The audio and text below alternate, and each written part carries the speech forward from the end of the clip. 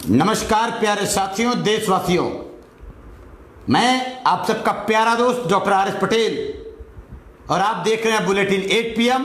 Bulletin 8 PM पर सरकार से तीखा सवाल। तो तमाम बातचीत करने से पहले मैं अपने महापुरुषों को नमन करता हूं। सीधे बिना देर किए, चूंकि खुद देर हो चुका हूं, बिना देर किए सीधे मुद्दे पर आप सब देशवासियों से बुलेटिन 8 PM पर सरकार से तीखा सवाल करने के लिए आप सबसे जुड़ता हूं। आप देख रहे हैं बुलेटिन 8 PM। बुलेटिन 8 PM पर सरकार से तीखा सवाल। आज तीखा सवाल में सबसे पहला, देश के प्रधानमंत्री, देश के सबसे जिम्मेदार मंत्री, देश के मुखिया प्रधानमंत्री माननीय मोदी जी से सवाल है। सबसे पहला सवाल कि मोदी जी, अब आपके मंत्रियों में भी झूठ, फरेब, धोखेबाजी और जुमला तेजी से आ गया है। बहुत बढ़िया तरीके से आपको सीख करके आपके मंत्रियों ने भी जुमला देना शुरू किया है। आज आपके एक मंत्री का बयान जनता को, देश को बताने के लिए बुलेटिन 8 PM के माध्यम से मैं हाजिर हूं। सच को सच कहना बुलेटिन 8 PM की नियति है और देश के वीरों को यह बात बताने के लिए हाजिर हूं। सबसे पहला सवाल, मोदी जी, आपके रेल मंत्री पीयूष गोयल ने, आपके रेल मंत्री पीयूष गोयल ने कहा कि 3 महीने के अंदर भारत में एक भी व्यक्ति भूखा नहीं है। भारत की सरकार के कारण, देश और राज्य की सरकारों के कारण एक भी व्यक्ति भारत में भूखा और पीड़ित नहीं है। अब मैं पूछना चाहता हूं, सवाल है ऐसे मूर्ख मंत्रियों से, सवाल है ऐसे पढ़े लिखे बेवकूफों से, क्या आपकी आंख देश के सड़कों पर नहीं है? देश में करोड़ों मजदूर सड़कों पर बेघर होकर रो रहे हैं, कई दिन बिना खाए पैदल चल रहे हैं। पीयूष गोयल जी और माननीय मुख्यमंत्री, माननीय प्रधानमंत्री जी, आपसे सवाल है कि जब देश के लोग भूखों से मर जाएंगे तब तुम लोग मानोगे कि देश में भूखमरी है?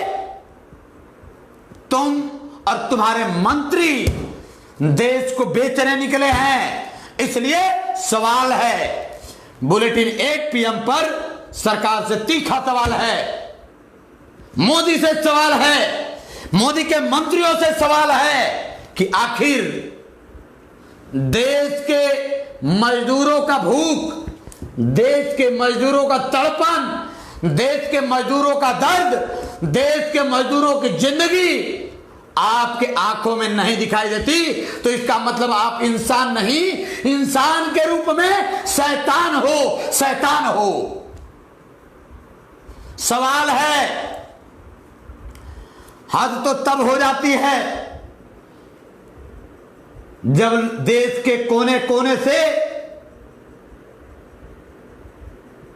मजदूर वर्ग के लोग, गरीब वर्ग के लोग, महिलाएं 9 महीने का बच्चा पेट में लेकर 9वें महीने के दौर में भी सैकड़ों किलोमीटर पैदल चलती हैं। सैकड़ों किलोमीटर पैदल चलने के बाद भी सरकारों ने उनको व्यवस्था नहीं दिया। हद तो तब हो जाती है जब पैदल चलते चलते चलते मजदूरों के, महिलाओं को जो गर्भ में है 9वें महीने में रोड पर बच्चा पैदा हो जाता है, तब भी देश की सरकार को शर्म नहीं आता। पीयूष गोयल, तुमको शर्म नहीं आती? तुम्हारी जाहिलता को शर्म नहीं आती? सवाल है, तुम कहते हो कि लोग भारत में एक भी व्यक्ति भूखा नहीं है। अरे बेशर्मो, देश के लोग, देश के समाज सेवी सड़कों पर उतर कर लोगों के दुखों को बांट रहे हैं, लोगों को खाना बांट रहे हैं, लोगों के आंसू पोंछ रहे हैं। सरकार इस पर भी राजनीति कर रही है। ऐसे जाहिल नेताओं को, इस देश के मजदूर और नौजवानों, एक हो जाओ। ऐसे लोगों को अब वक्त आ गया है सबक सिखाने का। सीने में दर्द होती है जब पीयूष गोयल जैसे लोग जुमलेबाजी करते हैं। रेलवे मंत्री का कल का बयान था, कल बयान दिया था उसी रेलवे मंत्री ने, पीयूष गोयल ने, कि 1800 ट्रेन हमने लॉकडाउन के दौरान भारत में चलाया है। वही रेलवे मंत्री का बेहुदा बयान, बेशर्म से भरा बयान, जाहिलतापूर्वक भरा बयान। जबकि रेलवे विभाग कहता है कि अब तक लगभग 170 ट्रेनें ही हम चला पाए हैं।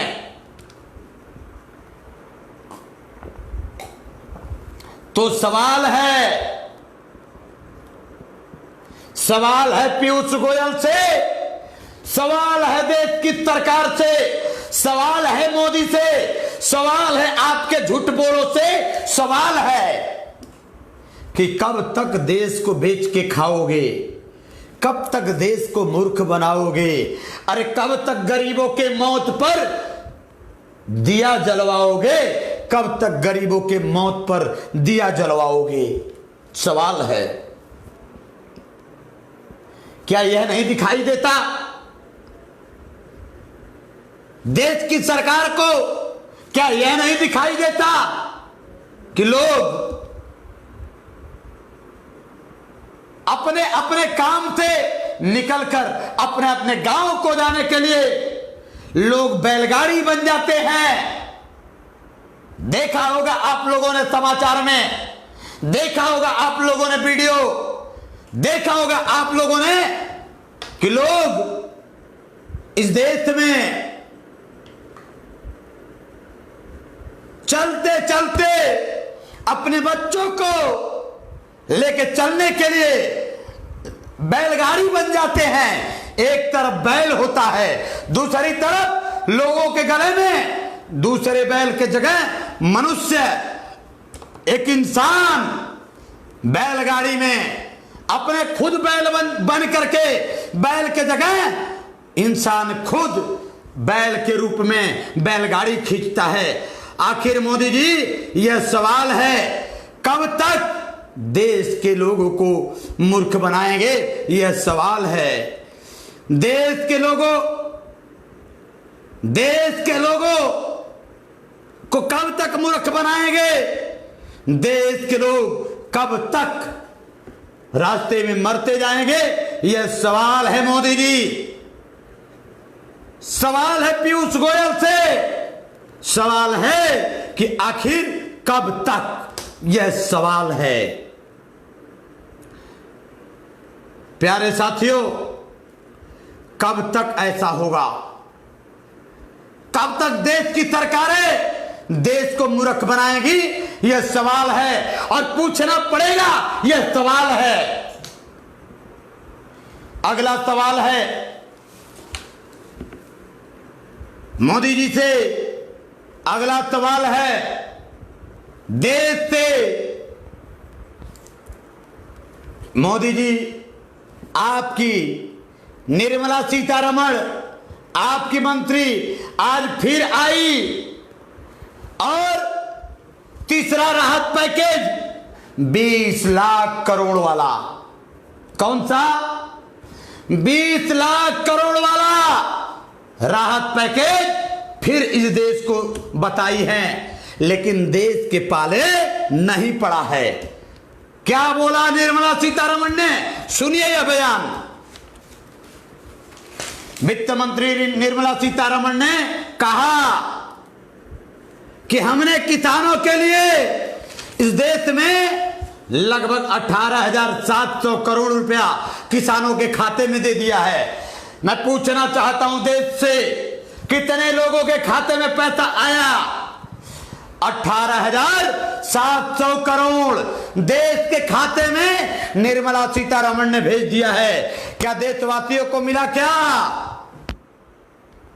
निर्मला सीतारमण ने फिर कहा कि 74,300 करोड़ की फसल भारत के लोगों से खरीदी गई है, भारत के लोगों को पैसा दे दिया गया। क्या मिल गया? क्या? कब तक मूर्ख बनाओगे भाजपाइयों? कब तक मूर्ख बनाओगे संघियों? ये बात पूछने के लिए बुलेटिन 8 PM पर हम आज आपके बीच में आए हैं। ये सवाल है,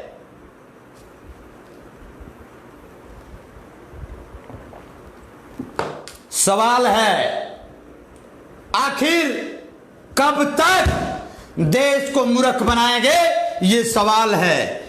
निर्मला सीतारमण का लंबा चौड़ा चिट्ठा है, लेकिन देश के गरीबों, पिछड़ों, दलितों और मजदूरों के लिए शायद सब झूठा है। लंबा चौड़ा चिट्ठा है, लेकिन देश के गरीबों, वंचितों, पिछड़ों के लिए सब झूठा है, सब झूठा है।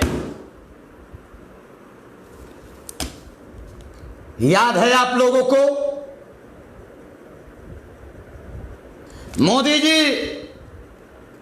20 लाख करोड़ वाला जो जुमला है, आप लोगों को याद ना हो तो हम याद दिलाते हैं। यही मोदी जी है। बिहार में चुनाव था तो मोदी जी ने कहा था बिहार वासियों को कितना चाहिए? 50,000 करोड़ दे दूं? बोला था कि नहीं बोला था? चुनाव में मोदी जी ने बोला था, बताओ बिहार वासियों 65,000 करोड़ दे दूं? कम है क्या? 70,000 करोड़ दे दूं? अब भी बोलो कम है क्या? 90,000 करोड़ दे दूं? अब भी कम है क्या? फिर बोला मोदी जी ने, चलो 100 करोड़ दे दूं क्या? कम है क्या? मोदी जी ने कहा था कि नहीं कहा था? फिर बोला मोदी जी ने आगे, चलो 125 करोड़ दे दिया।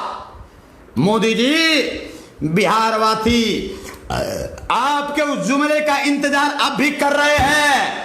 वह जो जुमला बिहार को आपने दिया था 125 करोड़ वाला, वही जुमला फिर 20,000 करोड़ वाला, आप 20 लाख करोड़ वाला जुमला फिर आपने देश को सुनाया है और देश को फिर मूर्ख बनाया है। मोदी जी आपने, देश माफ नहीं करेगा, उठा करके ऐसा फेंकेगा कि अभी तो 14 साल वनवास किए हो, अब की बार 40 साल वनवास करोगे, दोबारा भारत में नहीं आओगे मोदी जी। ये सवाल समझ लेना।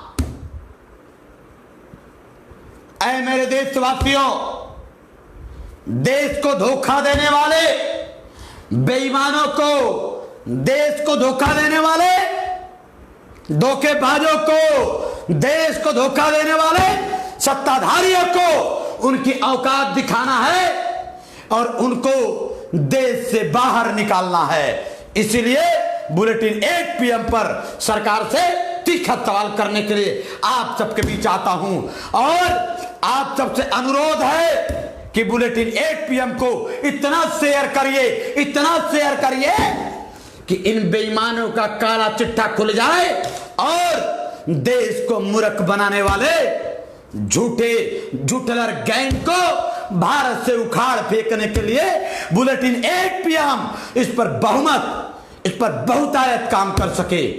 इसलिए इनके झूठ का पर्दाफाश करना पड़ेगा। इसलिए इन 420 को बाहर का रास्ता दिखाना पड़ेगा। बुलेटिन 8 PM को इतना शेयर करिए कि इन देश के धोखेबाजों के पेट में दर्द हो, पेचिश पड़ने लगे। अगला सवाल है, बहुत खतरनाक सवाल है। अगला सवाल है, मोदी जी ने पाखंड फैलाने के लिए कोरोना काल में भी बद्रीनाथ मंदिर का कपाट खुलवाया। आखिर क्यों मोदी जी, क्यों? मोदी जी के लिए अलग कानून और देश के लोगों के लिए अलग कानून है क्या? यह सवाल है। आज देश के प्रधानमंत्री ने कोरोना काल में जब अंधभक्ति का काला चिट्ठा खुल गया, देवी देवताओं का काला चिट्ठा खुल गया, जब देश के बहरूपियों का काला चिट्ठा खुल गया, तो ब्राह्मणवाद को बनाए रखने के लिए इसी मोदी ने फिर जाकर के कपाट खुलवाया है कोरोना काल में। यह देश के साथ धोखा है, यह देश के साथ धोखा है। मोदी जी, आपने पाखंड फैलाने के लिए वर्तमान कोरोना काल में जाकर के आपने बद्रीनाथ मंदिर का कपाट आज भोर में 4 बजे खुलवाया। तो आखिर क्यों खुलवाया? देश के लोगों को मस्जिद में जाने से रोकते हो आप, देश के लोगों को मंदिर में जाने से रोकते हो आप, देश के लोगों को कोरोना का भय दिखाते हो आप, लेकिन मस्जिद वालों पर लाठियां और मंदिर वालों को गले लगाते हो। ये कहां की दोहरी नीति है? और खुद बद्रीनाथ मंदिर में जाकर आपने देश के सामने दोहरी नीति का पैमाना खड़ा किया है। मोदी जी, आप माफी योग्य नहीं हो। आपने कोरोना काल में भी देश के सामने पाखंड फैलाया है। आप पाखंडी हो मोदी जी, आप पाखंडी हो। यह सवाल है। चाहिए सवाल है, आखिर क्यों जब कोई मस्जिद में जाता है तो वह गलत करता है? कोरोना काल में उसकी गलती है, मैं भी मानता हूं, नहीं जाना चाहिए, लेकिन आप मंदिर का कपाट क्यों खुलवाए? किसके इशारे पर खुलवाए? यह सवाल पूछता है बुलेटिन 8 PM पर भारत। यह सवाल पूछता है बुलेटिन 8 PM पर भारत। संविधान का धज्जियां उड़ाया है मोदी जी आपने, संविधान को ताक पे लगाया है मोदी जी आपने, देश में दोहरी नीति चलाया है मोदी जी आपने, मनुवाद को आगे बढ़ाया है मोदी जी आपने। इसलिए आपसे सवाल है, आदेश सवाल पूछता है। अगला सवाल है सुप्रीम कोर्ट से, मनुवादी सुप्रीम कोर्ट से संघ के इशारे पर नंगा नाच नाचने वाले सुप्रीम कोर्ट से सवाल है सुप्रीम कोर्ट से। आज बुलेटिन 8 PM पर सुप्रीम कोर्ट को भी कटघरे में लाने की जरूरत हमने किया है। सवाल है सुप्रीम कोर्ट से, इस बयान को, बुलेटिन 8 PM के बयान को ज्यादा से ज्यादा शेयर करना मेरे भाइयों, कि आज सुप्रीम कोर्ट का भी काला चिट्ठा मैं खोलूंगा, आज सुप्रीम कोर्ट का भी काला चिट्ठा मैं खोलूंगा, सुप्रीम कोर्ट के भी संघवाद का चिट्ठा आज मैं खोलूंगा। सवाल है, सुप्रीम कोर्ट ने जिस तरह की नियति दिखाया है, आज मैं उनका काला चिट्ठा खोलूंगा। लेकिन आप सबसे अनुरोध है, बुलेटिन 8 PM को इतना शेयर करिए कि सुप्रीम कोर्ट को भी गुलाम बनाने की कोशिश करने वाले नेताओं के कान में ये आवाज जाए और देश में रहने वाले लोगों को ये पता चले कि सुप्रीम कोर्ट की हालत इस समय क्या हो गई है। इसलिए ज्यादा से ज्यादा बुलेटिन 8 PM को शेयर करें प्यारे भाइयों। अब मैं सुप्रीम कोर्ट के काला चिट्ठा को खोलने जा रहा हूं। सुप्रीम कोर्ट के काला चिट्ठा को खोलने जा रहा हूं और दावे के साथ कहता हूं कि सुप्रीम कोर्ट भी मनुवाद के इशारे पे काम करती है। सुप्रीम कोर्ट भी बीजेपी के इशारे पे काम करती है। मैं प्रमाणित करता हूं और मैं पूरे प्रमाण के साथ ये बात करता हूं। आज पूरा काला चिट्ठा लेकर के मैं बैठा हूं। आज सुप्रीम कोर्ट से सवाल, देश के सुप्रीम कोर्ट से सवाल, सुप्रीम कोर्ट के कार्य पर सवाल है।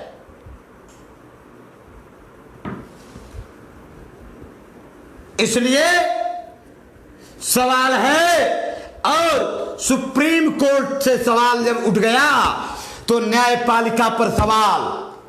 देश के लोगों की जिंदगियां खतरे में है, अब न्याय खतरे में है, इसलिए सवाल है। आज सवाल है। ऐ मेरे देश के वीरों, इतना शेयर करो कि देश को यह पता चले कि सुप्रीम कोर्ट क्या कर रहा है। देश को पता चले, सुप्रीम कोर्ट की भी सच्चाई देश को पता चले। ये बात कहने के लिए बुलेटिन 8 PM पर मैं आप सबके बीच आया हूं।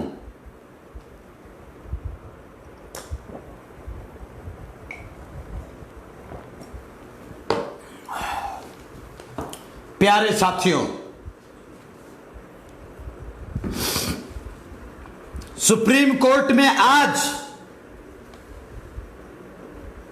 एक बहुत बड़ा मामला आया। सुप्रीम कोर्ट ने संघ के इशारे पर, भारतीय जनता पार्टी के इशारे पर बीजेपी पर उठने वाले अंगुली को कतर दिया है। सुप्रीम कोर्ट ने आज एक ऐसा काम किया है जो न्यायपालिका पर सवाल उठाया है। बीजेपी पर उठने वाले अंगुली को सुप्रीम कोर्ट ने काट दिया है।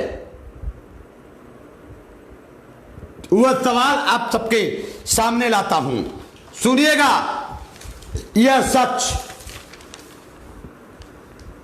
अभी पिछले दिन में गुजरात हाई कोर्ट ने बीजेपी के कानून मंत्री, शिक्षा मंत्री भूपेंद्र सिंह चुडासमा के सदस्यता को खारिज कर दिया था। गुजरात के हाई कोर्ट के चीफ जस्टिस ने भारतीय जनता पार्टी के कानून मंत्री गुजरात मंत्री भूपेंद्र सिंह चुडासमा के सदस्यता को खारिज कर दिया। हाई कोर्ट ने कहा था कि धोखे से, गलती से, जबरदस्ती से, चोरी से भारतीय जनता पार्टी का यह विधायक जबरी जीता है। प्रमाण जब सामने आया तो सुप्रीम कोर्ट ने भारतीय जनता पार्टी के इस विधायक का, कानून मंत्री को आईना दिखाते हुए इसके सदस्यता को खारिज कर दिया था। लेकिन सवाल खड़ा हो गया। सुप्रीम कोर्ट ने हाई कोर्ट के खिलाफ आज निर्णय दे दिया है। हाई कोर्ट के इस बयान को खारिज करते हुए सुप्रीम कोर्ट ने बीजेपी के मंत्री भूपेंद्र सिंह चुडासमा की सदस्यता को जायज ठहराया है। क्या यह भारतीय जनता पार्टी की गुलामी नहीं है? क्या यह देश में न्यायतंत्र पर सवाल नहीं है? क्या यह न्यायपालिका भारतीय जनता पार्टी के हाथों बिक नहीं गई है? क्या न्यायपालिका देश के अमीरों के इशारे पर काम नहीं कर रही है क्या? यह सवाल है। सवाल है कि क्या बीजेपी के खिलाफ उठने वाले हर उस आवाज को सुप्रीम कोर्ट दफन करने निकली है क्या? सवाल है। आज देश की न्याय फांसी के फंदे पर लटक रही है। आज देश की न्यायपालिका बिकने लगी है। ये मैं नहीं कह रहा हूं, सुप्रीम कोर्ट के चीफ जस्टिस रिटायर्ड होने पर उन्होंने बयान दिया। दीपक गुप्ता ने कहा कि देश की सुप्रीम कोर्ट सत्ता के इशारे पे काम कर रही है। देश की सुप्रीम कोर्ट अमीरों के जेब से चलती है और आज यह बात सच और सामने है। भारतीय जनता पार्टी के इशारे पर सुप्रीम कोर्ट ने भूपेंद्र सिंह चुड़ासमा के सदस्यता को जायज ठहराया है। यह देश के लिए काला धब्बा है। जिस भी जज ने यह काम किया है देश के लिए यह काला धब्बा है। सुप्रीम कोर्ट पर सवाल खड़ा हुआ है। सवाल है, अब अगला सवाल, बीजेपी के खिलाफ आवाज उठती है तो सुप्रीम कोर्ट बीजेपी के लिए ब्रह्मास्त्र बन के आ जाती है।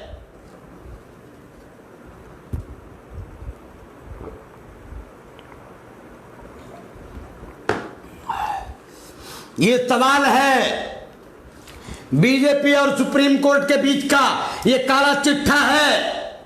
इस काले चिट्ठे को बुलेटिन 8 PM पर बताने आया हूं कि भारतीय जनता पार्टी के इशारे पर सुप्रीम कोर्ट ने भाजपा के मंत्री की सदस्यता जायज ठहरा दिया। तो सवाल है कि आखिर सुप्रीम कोर्ट से अगला सवाल, दलितों पिछड़ों के आरक्षण की समीक्षा की बात स्वयं सुप्रीम कोर्ट करता है। क्यों? क्योंकि सुप्रीम कोर्ट मनुवादी है, दलितों पिछड़ों और गरीबों की दुश्मन है। इसलिए 13 पॉइंट रोस्टर प्रणाली पर सुप्रीम कोर्ट में जब दलित पिछड़ा और आरक्षण वर्ग के लोग 13 पॉइंट रोस्टर के खिलाफ अपील डाले तो सुप्रीम कोर्ट ने कहा इसमें मैं नहीं कुछ कर सकता। क्यों? क्योंकि सुप्रीम कोर्ट मनुवादी है, इसलिए एससी एसटी ओबीसी के खिलाफ है। सवाल है सुप्रीम कोर्ट से, जब पिछड़ों को 1990 में आबादी के अनुसार आरक्षण मिलना था तो यही सुप्रीम कोर्ट है जिसने कहा था 50% से ज्यादा आरक्षण संभव नहीं है। सुप्रीम कोर्ट ने हमें बाउंडेशन लगा दिया था, लेकिन यही सुप्रीम कोर्ट है जब 50% के अलावा सवर्णों को 10% दिया गया तब सुप्रीम कोर्ट ने आवाज नहीं उठाया। कहां चली गई सुप्रीम कोर्ट? इसलिए कहता हूं सुप्रीम कोर्ट मनुवादी है। अगला सवाल, वंचित वर्गों के ओवरलैपिंग पर सुप्रीम कोर्ट ने रोक लगाई थी, इसलिए कि सुप्रीम कोर्ट मनुवादी है, सुप्रीम कोर्ट ब्राह्मणवादी है, इसलिए supreme court SC ST OBC की दुश्मन है। अगला सवाल, अभी हाल ही में सुप्रीम कोर्ट के वरिष्ठ वकील प्रशांत भूषण ने देश के मजदूरों के हित में जनहित याचिका सुप्रीम कोर्ट में दाखिल किया था, लेकिन सुप्रीम कोर्ट ने यह कहते हुए खारिज कर दिया था कि इसमें हमारा अधिकार नहीं है। मैं सुप्रीम कोर्ट से पूछना चाहता हूं कि जब देश के मजदूर मरते हैं, जब देश के मजदूरों के ऊपर आफत आती है, देश के गरीबों के ऊपर आफत आती है तो आप हाथ खड़ा कर लेते हो, लेकिन जब बीजेपी के ऊपर आफत आती है तो आप सीना चौड़ा करके बीजेपी के मददगार बन जाते हो और अन्यायपूर्ण तरीके से न्याय देने का काम करते हो। इसलिए मैं कहता हूं सुप्रीम कोर्ट मनुवादी है। अगला सवाल है सुप्रीम कोर्ट से, बीजेपी के इशारे पर कानून के रखवाले देश के दुश्मन हैं, इसलिए न्यायपालिका से विश्वास उठ रही है। ये बात मैं नहीं कह रहा हूं, ये बात सुप्रीम कोर्ट के पूर्व जस्टिस दीपक गुप्ता जी ने कहा है। अगला सवाल है,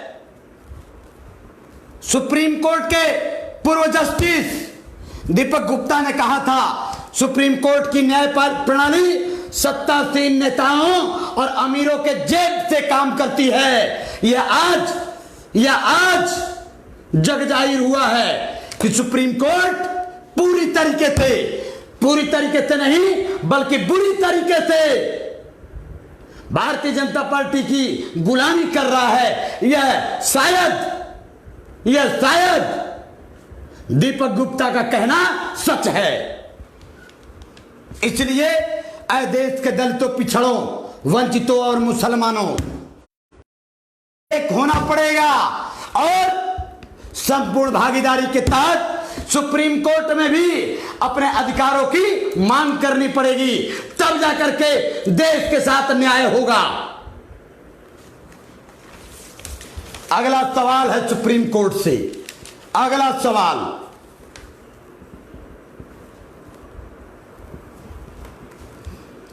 सवाल है, आज फिर जब देश के मजदूरों के हितों की याचिका सुप्रीम कोर्ट में दायर हुई तो आज सुप्रीम कोर्ट ने कहा, आज दो बयान है सुप्रीम कोर्ट के। एक, बीजेपी के पक्ष में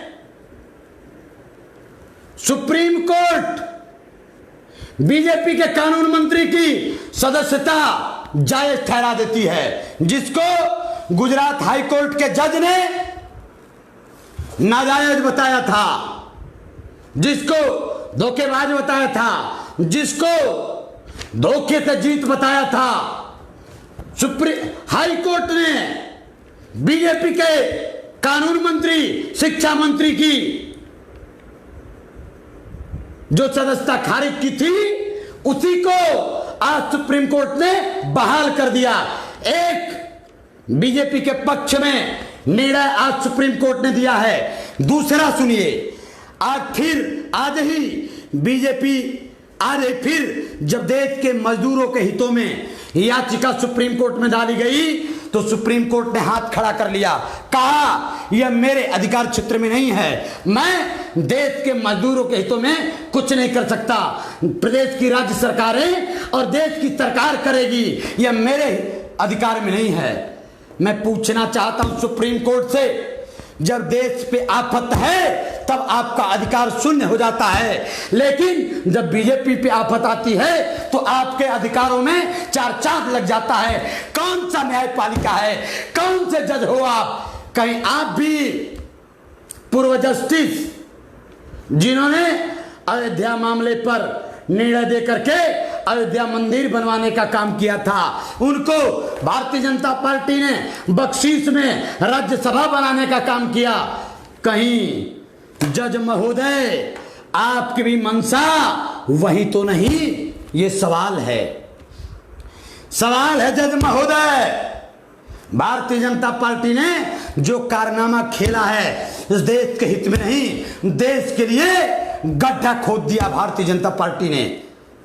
सुप्रीम कोर्ट के रिटायर्ड जजों को राज्यसभा के रास्ते खोल देने का मतलब कि अब जो भी सरकार देश में रहेगी उसके गुलाम सुप्रीम कोर्ट के वर्तमान जज गुलामी करेंगे।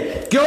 क्योंकि उनको भी रिटायर होने पर शायद राज्यसभा मिल जाए, इसलिए वर्तमान जज साहब बीजेपी की शायद गुलामी कर रहे हैं, जो देश के हित में नहीं है, न्यायपालिका के हित में नहीं है। इसलिए बुलेटिन 8 PM पर सरकार से तीखा सवाल हम करते हैं। प्यारे साथियों, आखिर कब तक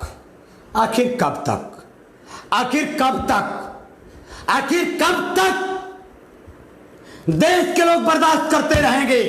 कब तक दलितों, पिछड़ों के अधिकार छीने जाते रहेंगे? आज एक वाकया मैं बताता हूं आप लोगों को। उत्तर प्रदेश में अभी फिर हाल ही में उत्तर प्रदेश की योगी सरकार ने उत्तर प्रदेश की योगी सरकार ने बिना पीसीएस परीक्षा कराए वीडियो बनाने का रास्ता साफ किया है। योगी सरकार ने बिना पीसीएस परीक्षा कराए ब्लॉक डेवलपमेंट ऑफिसर, खंड विकास अधिकारी की नियुक्ति करने का रास्ता साफ किया। कहने का आशय यह है कि बिना परीक्षा कराने का मतलब कि एससी, एसटी, ओबीसी के आरक्षण के खिलाफ काम करने का निर्णय योगी सरकार ने लिया। योगी सरकार 336 वीडियो की खाली पद को भरने जा रही है, जिसके खिलाफ, योगी के इस निर्णय के खिलाफ सरदार सेना ने आज पूरे उत्तर प्रदेश में राज्यपाल महोदय को नामित ज्ञापन देने का काम किया है। मैं धन्यवाद देता हूं उत्तर प्रदेश के सरदार सैनिकों को, मैं धन्यवाद देता हूं उत्तर प्रदेश के समाज सेवियों को।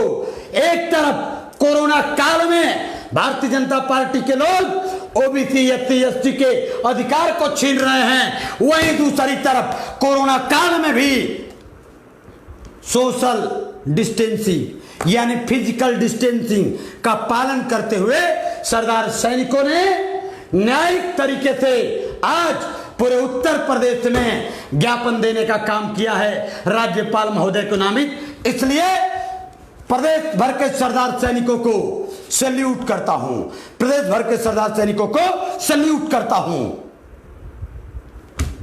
दूसरी तरफ एक और घटना है, मैं आपको बता दूं।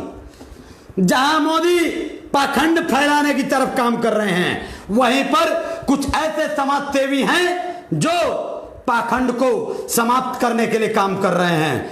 मैं आपको उस शख्सियत का नाम बताता हूं।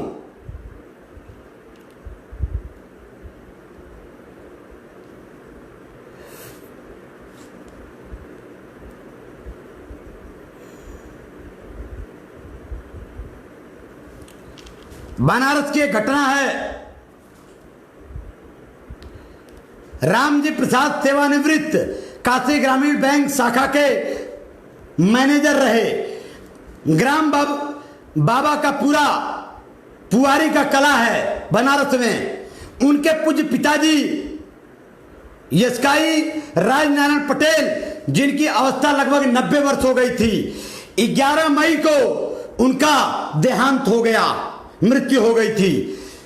13वीं न करके उन्होंने निर्णय लिया कि हम कई हजार जो मजदूर, प्रवासी मजदूर, जिनके भूखों से लोग मर रहे हैं, उन लोगों को हम 13 न करके, अपने पिताजी का ब्राह्मण भोज न करके, हम लोगों को न खिला करके असहाय लोगों को भोजन वितरित करेंगे। आप सबको बताते चले कि रामजी प्रसाद काशी ग्रामीण बैंक के सेवानिवृत्त बैंक मैनेजर साहब ने जो निर्णय लिया है, यह निर्णय बहुत ही सराहनीय है।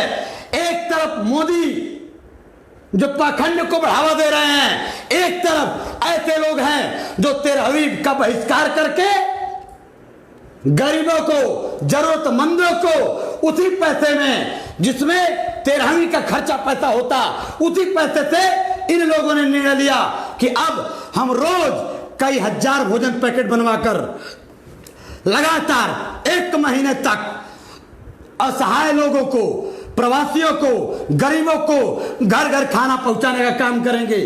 वो आज सरदार सेना के माध्यम से लगातार 1000 गरीबों का भोजन पैकेट बनवा करके रोज रोज रामजी प्रसाद सेवानिवृत्त काशी ग्रामीण बैंक के प्रबंधक लगातार खाना वितरित कर रहे हैं। मैं धन्यवाद देता हूं ऐसे वीर सपूतों को, जिन्होंने पाखंड को खत्म करने का निर्णय लिया है, जिन्होंने गरीबों को वास्तव में भोजन पहुंचाने का निर्णय लिया है। और मैं धन्यवाद देता हूं उन सरदार सैनिकों को जिन्होंने बीड़ा उठाया है एक नेक काम करने का।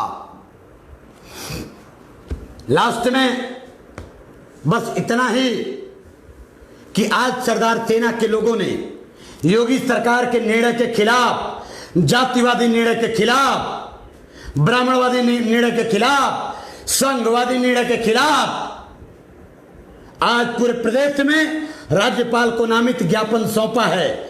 अगर नियुक्ति निरस्त नहीं करती है योगी सरकार तो हम लोग भूल जाएंगे कोरोना काल क्या है। पूरे उत्तर प्रदेश में मजदूरों के हित में, दलितों पिछड़ों के हित में, गरीबों के हित में चक्का जाम करेंगे, आंदोलन करेंगे और सरकार को मजबूर करेंगे इस निर्णय को वापस करने के लिए, इस निर्णय को वापस करने के लिए। अब लास्ट में कोरोना अपडेट कि आज का कोरोना अपडेट क्या है। लगभग अब तक का जो कोरोना अपडेट है 81,970 लोग भारत में पॉजिटिव पाए गए हैं। 24 घंटे के अंदर 3970 लगभग भारत में कोरोना पॉजिटिव हुए।